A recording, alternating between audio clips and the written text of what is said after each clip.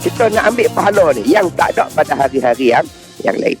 Maka sebab tu kata para ulama, bila mai hari Jumaat ni tuan-tuan, ada 4 adab yang kita kena buat. 4 adab yang kita kena buat apabila kita berada pada hari Jumaat. Yang mana Jumaat kita tak sempurna tanpa kita buat 4 adab ni. Bismillahirrahmanirrahim. Alhamdulillahi rabbil alamin. Wal 'aqibatu lil muttaqin wa la 'udwana illa 'alal zalimin. Ashhadu an la ilaha illallah wahdahu la syarika lah. Wa ashhadu anna sayyidana Muhammadan abduhu wa rasuluh. Allahumma salli wa sallim wa barik ala sayyidina wa maulana Muhammad wa ala alihi wa sahbihi wa man tabi'ahu wa nasarahu wa walah. Amma ba'd. Muslimin sidang jemaah yang dirahmati oleh Allah Subhanahu wa taala. Alhamdulillah.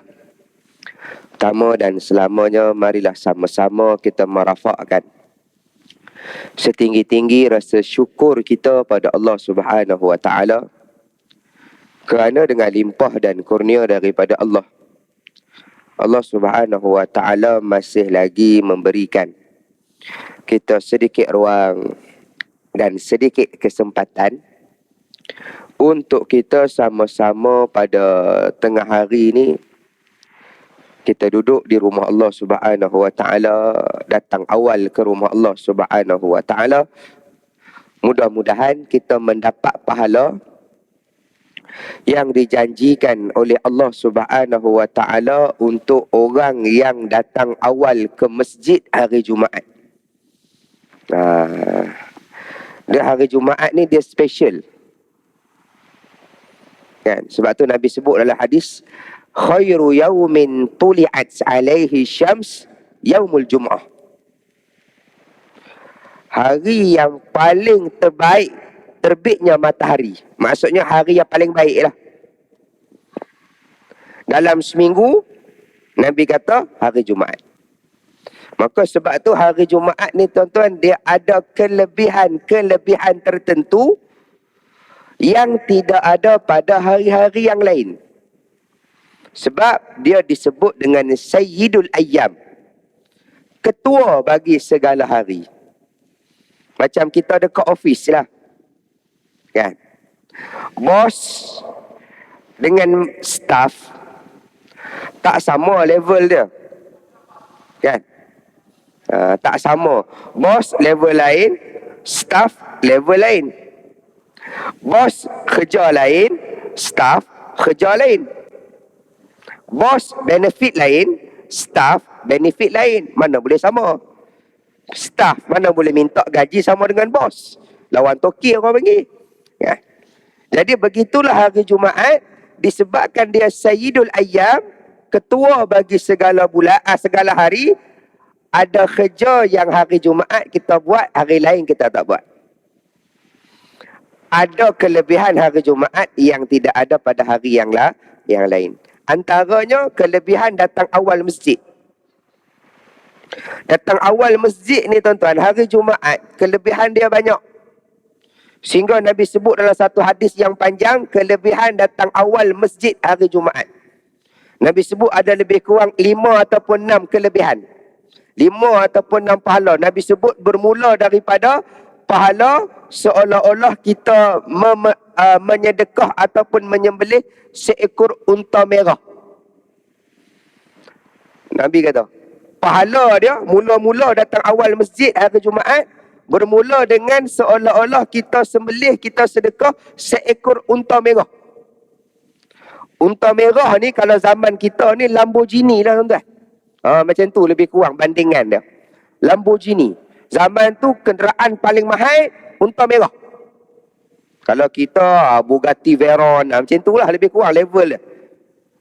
Sampailah Nabi sebut yang akhir sekali, pahala datang awal ke masjid seolah-olah kita sedekah, kita bagi sebiji telur ayam.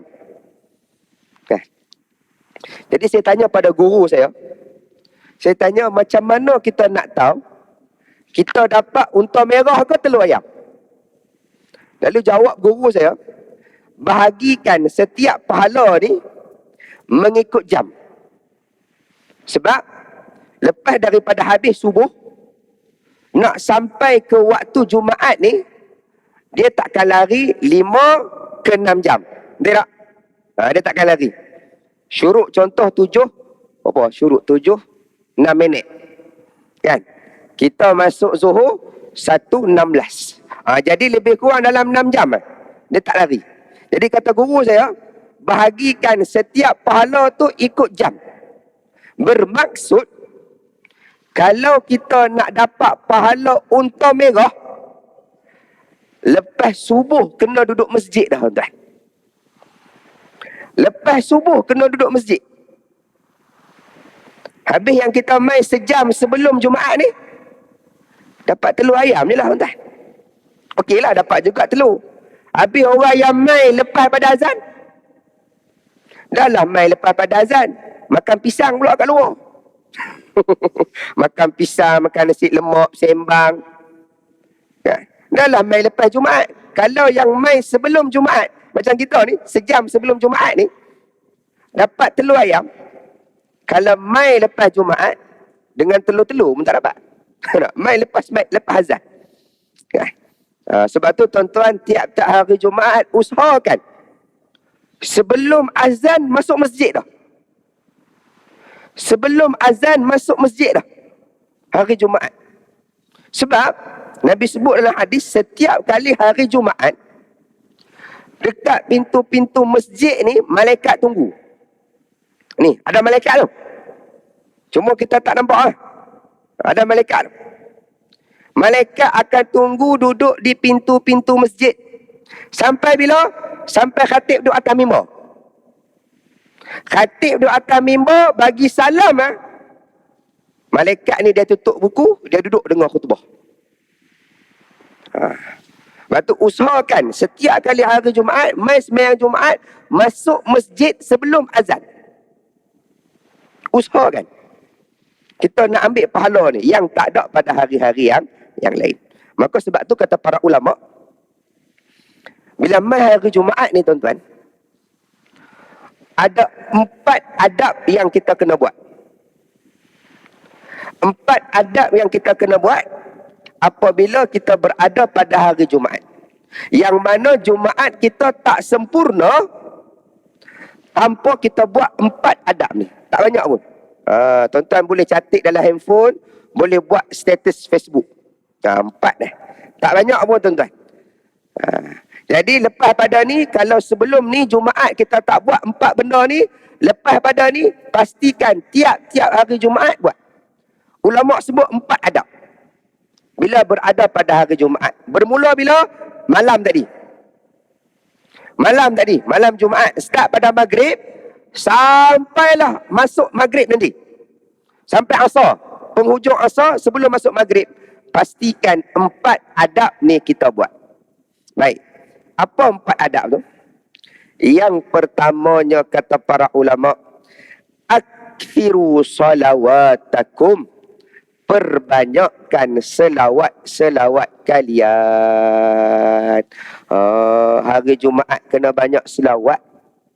Nombor 1, ulama sebut, ulama susun adab mesti kita buat.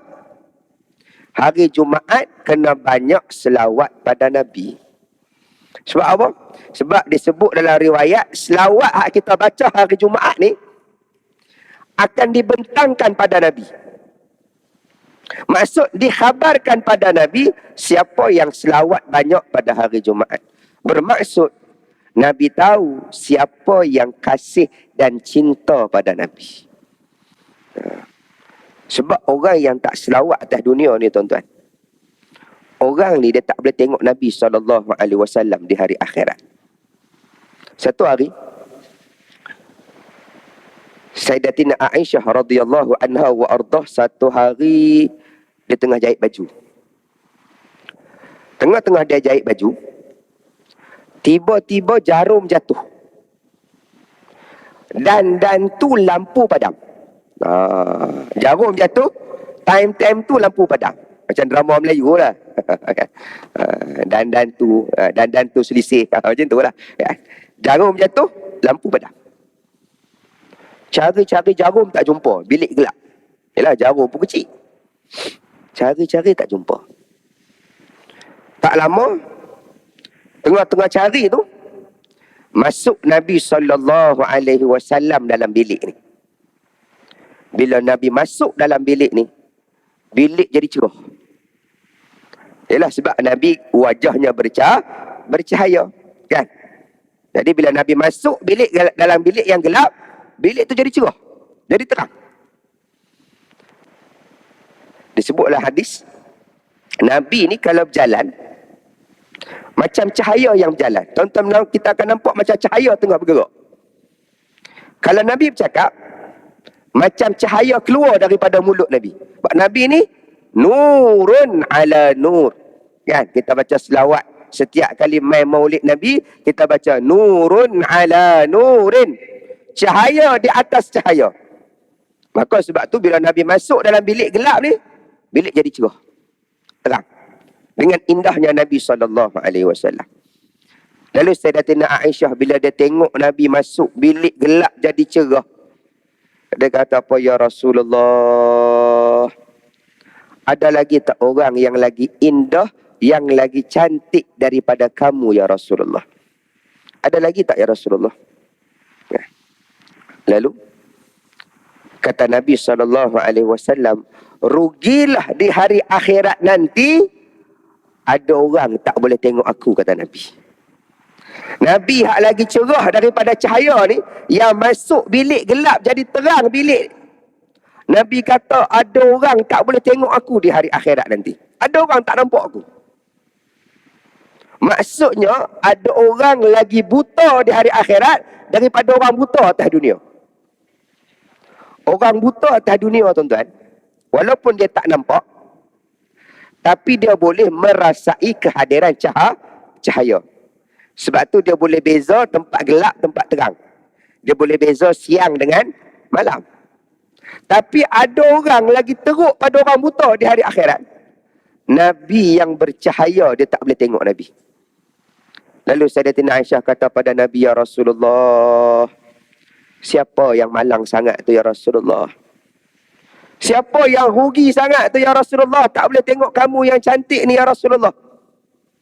Lalu jawab Nabi SAW, mereka yang di atas dunia, apabila disebut namaku, mereka tidak berselawat ke atasku. Allah. Tak selawat pada Nabi pun. Tak boleh tengok Nabi. Apalagi atas dunia ni kita tinggal ajaran Nabi. Apalagi atas dunia ni kita tinggal sunnah Nabi, kita tinggal perjuangan agama Nabi. Kalau tak selawat pun tak boleh tengok dah. Sebab tu atas dunia ni, tuan-tuan, bila mai hari Jumaat, tolong selawat biar banyak. Sebab selawat ni, tuan-tuan, dia saham yang paling menguntungkan. Nabi sebut, satu selawat yang kita baca, Allah bagi 30 kebaikan. Satu selawat. Ni kalau main saham, satu kaunter tuan-tuan beli harga RM1, esok naik RM30. Ni kan mesti orang main saham, tak handsome tak apa, janji kaya kan. Ni selawat ni saham paling menguntungkan. Beli hari ni RM1, esok naik RM30 satu unit. Satu selawat, 30 kebaikan Allah bagi. Apa 30 tu Nabi kata apa? Yang pertama, bila kita selawat sekali, Allah tulis pada kita 10 pahala. Satu selawat. 10 pahala. Kemudian Allah padam daripada kita 10 dosa. Dosa kecil. Satu selawat kita, Allah padam 10 dosa kecil. Dan yang ketiga, satu selawat kita, Allah angkat darjat kita 10 darjat. Satu darjat, jarak dia langit dengan bumi, tuan-tuan. 30 kebaikan. 10, 10, 10. Satu selawat. Satu selawat 30 kebaikan. Satu, 10 pahala. Dua, ampun 10 dosa. Yang ketiga, Allah angkat darjat kita di sisi Allah 10 darjat. Hanya dengan satu selawat. Lepas tu kata para ulama, kita ni tiap-tiap hari, habis-habis malas. Paling-paling koman orang kata. Paling-paling tidak. Paling-paling sibuk. Paling-paling tak ada masa. Setiap hari, mesti selawat 100 kali. Paling tidak. Itu paling malas sungguh. Mana kalau sehari kita selawat tak sampai 100, tak tahu nak kata apa. Ulama sebut paling tidak 100 kali selawat. Sebab tu tolong selawat nombor 1 jangan tinggal.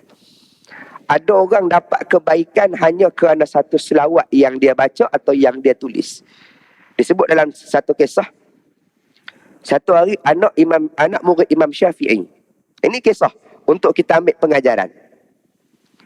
Satu hari anak murid pada Imam Syafi'i dia mimpi.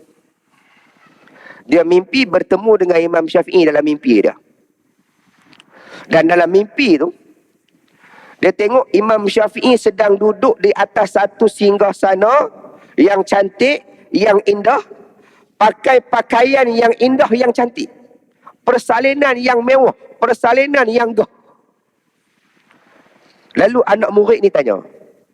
Dia kata, wahai Imam Syafi'i, adakah yang aku tengok yang kamu dapat hari ni dalam mimpi ni, aku tengok kamu ni, adakah kerana bakti kamu pada umat dulu? Adakah sebab ilmu kamu, sebab kamu mengajar umat, kamu buat mazhab, adakah sebab tu? Lalu kata Imam Syafi'i, tak. Apa yang kamu tengok yang aku dapat hari ni bukan sebab apa yang aku buat dulu. Ilmu aku mengajar apa semua, bukan. Tapi hanya kerana satu selawat yang aku tulis dalam kitab aku. Hanya kerana satu selawat yang aku tulis dalam kitab aku, kamu tengok aku dapat semua kelebihan yang ada pada hari ini. Satu selawat. Sebab tu tak boleh bayang kalau kita baca selawat banyak. Sebab tu tuan-tuan, nombor 1, adab jangan tinggal hari Jumaat selawat. Nombor 1. Pastikan selesai. 100 itu paling tidak. 100 paling tidak. Nombor 1. Adab nombor 1. Nombor 2, saya pergi ringkas-ringkas. Nombor 2, kata para ulama, bila mai hari Jumaat, adab dia mesti kita buat. Kalau tak buat, tak sempurna Jumaat kita. Nombor 2, akthiru tilawatakum. Perbanyakkan bacaan Al-Quran. Perbanyakkan tilawah kalian, ulama kata. Terutama suratul Kahfi. Betul hari Jumaat, tolong suratul Kahfi biar habis. Tuan-tuan sibuklah macam mana pun biar habis hari Jumaat. Dan sebenarnya tuan-tuan, nak habis suratul Kahfi hari Jumaat tak susah pun. Boleh. Kan? Dia susah sebab apa? Sebab kita tak biasa baca Quran banyak. Biasa baca WhatsApp je banyak. Kan? WhatsApp, Facebook, Twitter. Kan? Ni musim-musim hangat panas apa semua ni, Twitter lah orang baca. Kan? Tu kita banyak. Quran tak biasa baca banyak. Tu yang rasa macam lenguh. Kan? Dia ada cara sebenarnya nak habiskan suratul Kahfi dalam masa sehari. Saya share dengan tuan-tuan. Hak ni biasa saya buat. Ada baca-baca orang buat cara. Ada orang baca ikut kisah. Dalam suratul Kahfi ada 4 cerita. Allah bawa. 4 atau 3 lebih kurang. Ada orang baca ikut kisah. Baca, lepas tu baca terjemahan. Habis satu cerita, berhenti. Lepas tu baca lagi, habis satu cerita, berhenti. Tapi kalau saya biasa kongsi cara nak habis suratul Kahfi. Tuan-tuan baca ikut waktu solat. Baik.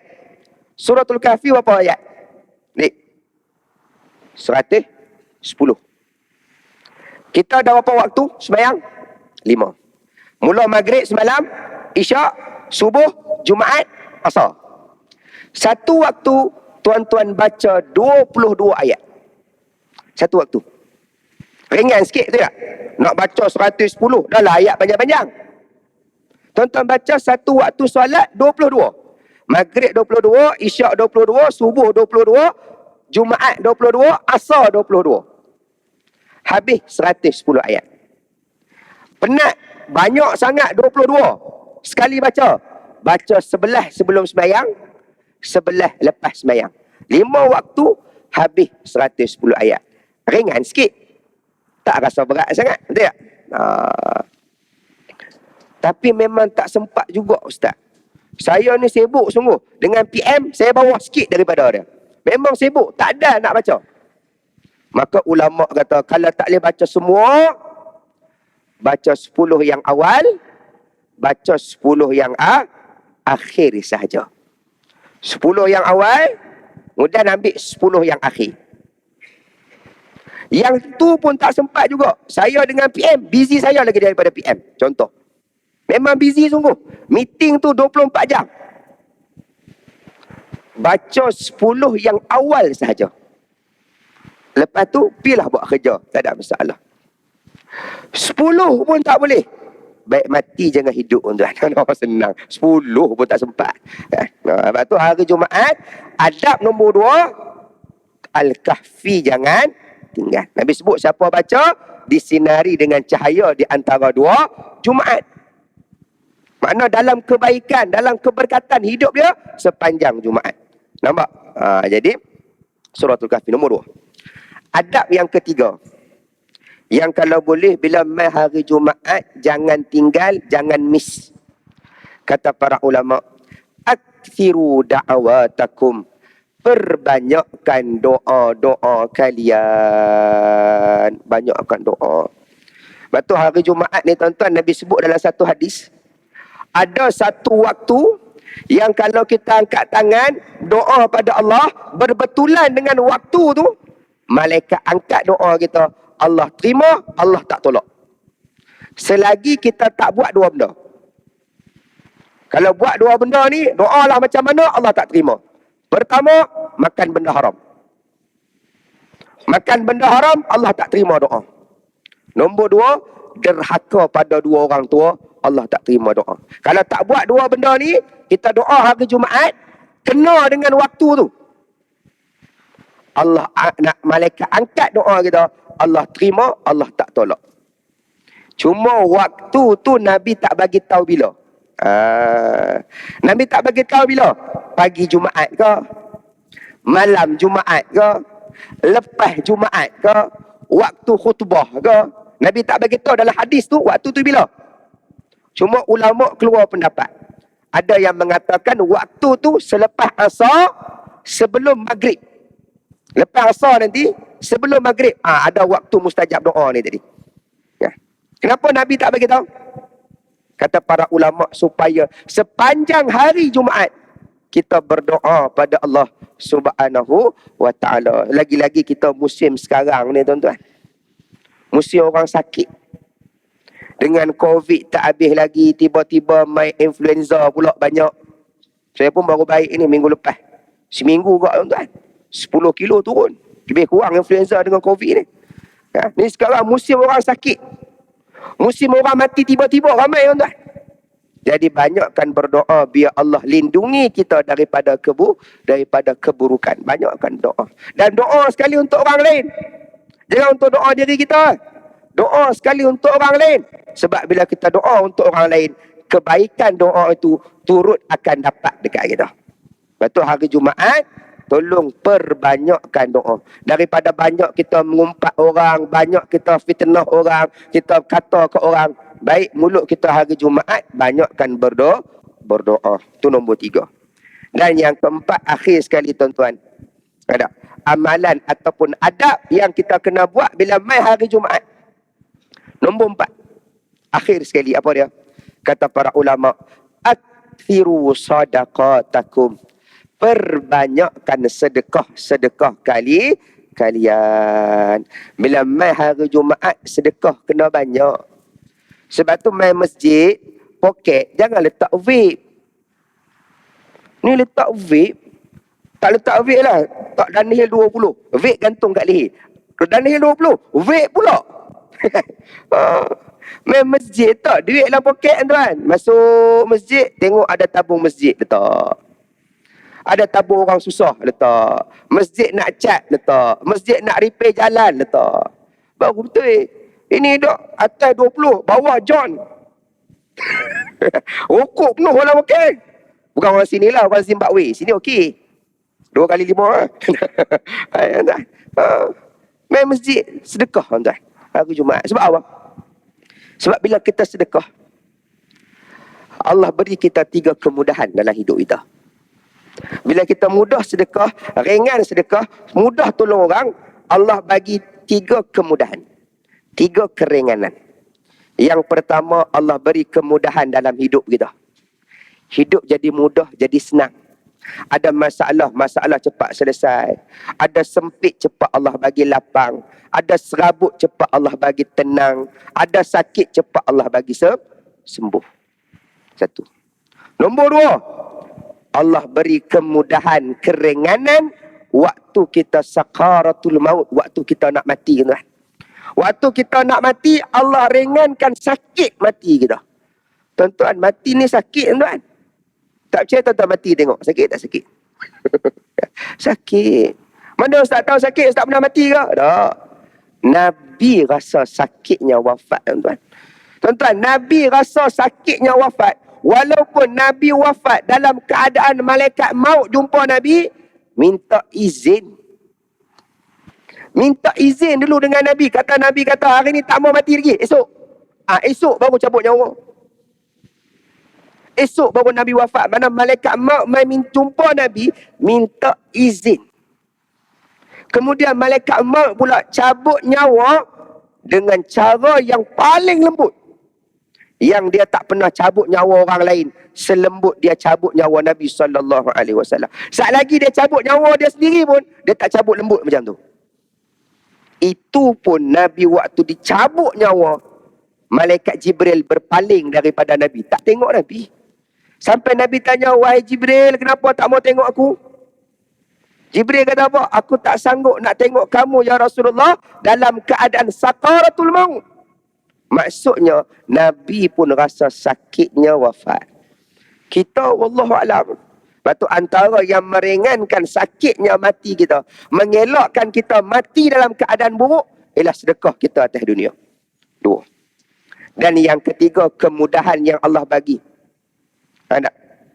Ialah kemudahan waktu kita dihisap di hadapan Allah. Allah mudahkan hitungan kita. Allah mudahkan hisap kita.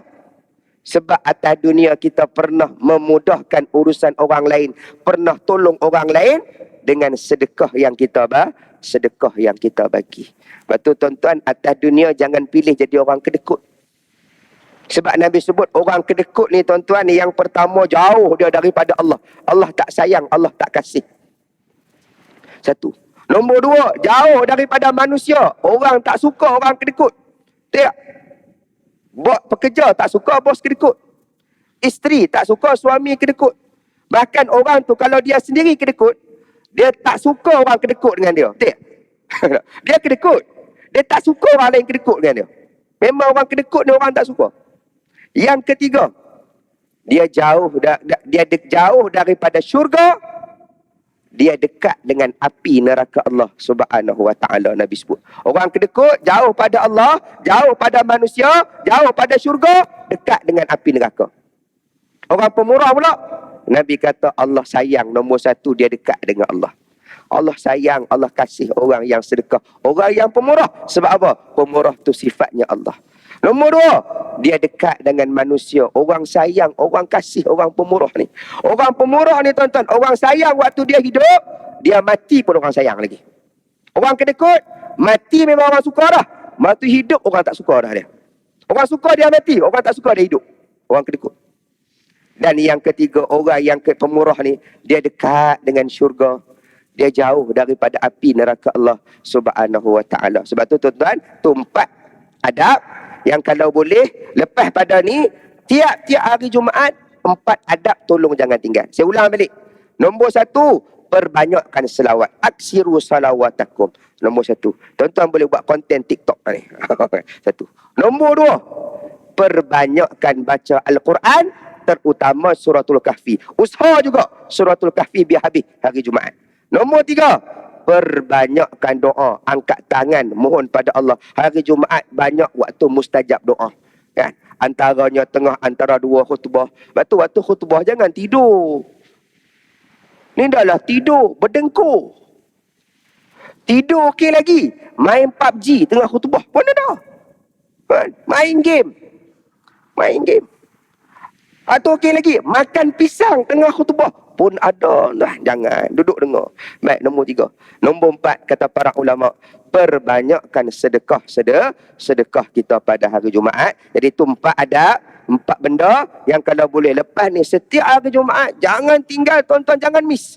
Sama-sama kita pakat buat. InsyaAllah Jumaat kita akan baik. Kalau Jumaat ni baik, tuan-tuan, elok Jumaat kita, dia akan elok sampai Jumaat minggu depan. Itu kunci dah. Allah ampun dosa kita sampai Jumaat minggu, sampai jumpa minggu depan. Baik, jadi wallahualam, saya sekadar tu dulu untuk hari ini. Mudah-mudahan apa yang saya sampaikan sedikit sebanyak dapat kita ambil pengajaran dalam kehidupan kita.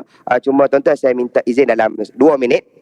Baik, tuan-tuan, kalau tuan-tuan rajin, nanti tuan-tuan buka Facebook, tuan-tuan cek Pusat Pengajian Islam Al-Faruqi.